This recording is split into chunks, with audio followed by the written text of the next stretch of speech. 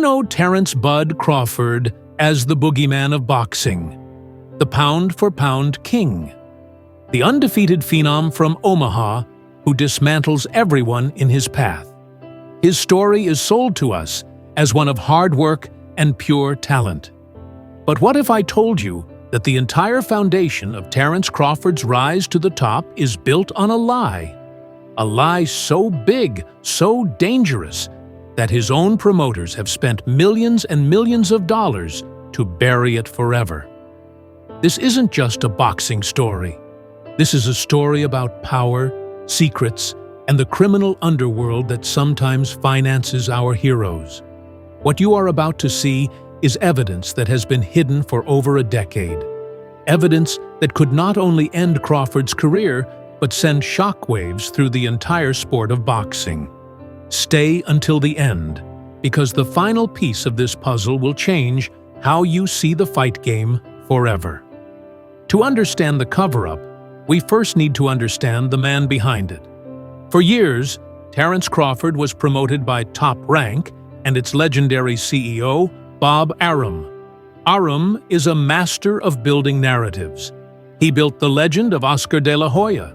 He guided the career of Manny Pacquiao, and he was determined to make Terence Crawford a mainstream superstar. But there was a problem. While Crawford's skills were undeniable, his marketability, according to the experts, needed a very specific, clean-cut image. He was the humble family man from the heartland of America. But behind the scenes, whispers began to emerge. Whispers about Crawford's past long before he ever laced up a pair of gloves. Whispers that connected him to a world Bob Arum and Top Rank could never, ever associate with their prized fighter. Our investigation suggests that around the time Crawford was becoming a mandatory challenger for his first world title, Top Rank's private security and intelligence team caught wind of these whispers. And instead of walking away, they made a calculated decision.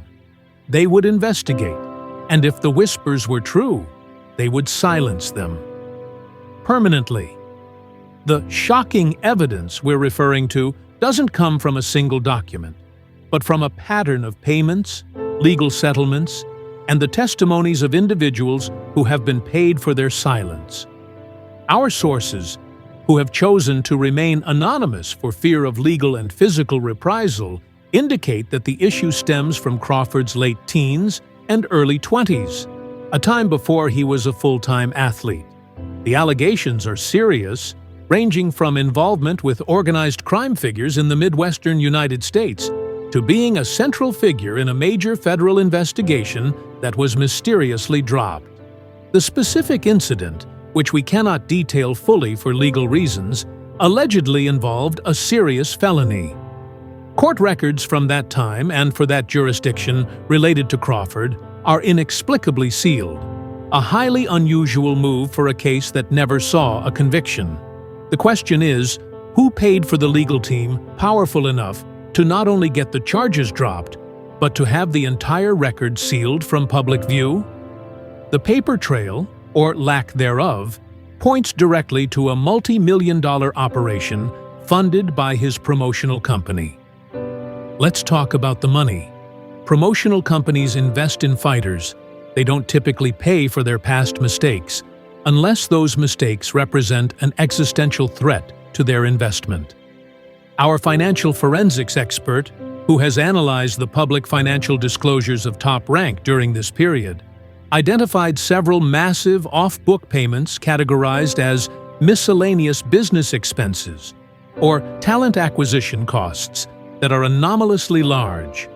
We are talking about payments totaling over $3 million to a shell corporation based in Delaware, which was later traced to a legal firm specializing in high-profile crisis management.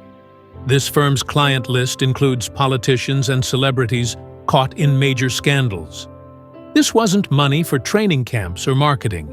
This was hush money. This was the price tag on Terence Crawford's clean image.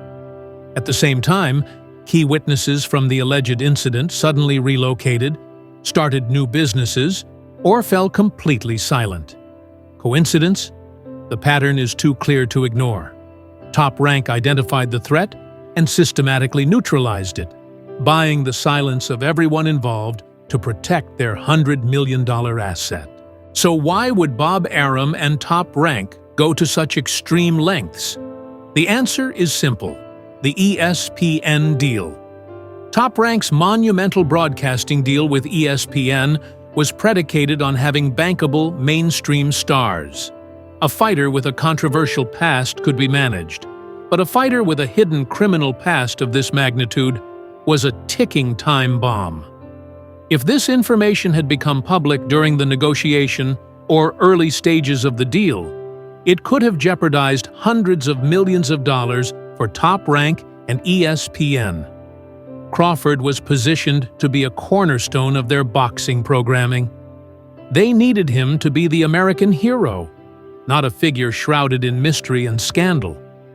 The millions spent on covering up his past were a business investment, a small price to pay to secure a billion-dollar television contract. This reveals the dark underbelly of boxing promotion. It's not always about who hits the hardest, but who can hide the darkest secrets. But here is the most shocking twist of all. This secret, the one that cost millions to hide, is the very reason Terence Crawford eventually left Top Rank. Our sources indicate that as Crawford's fame and power grew, he became aware of the leverage this secret gave him.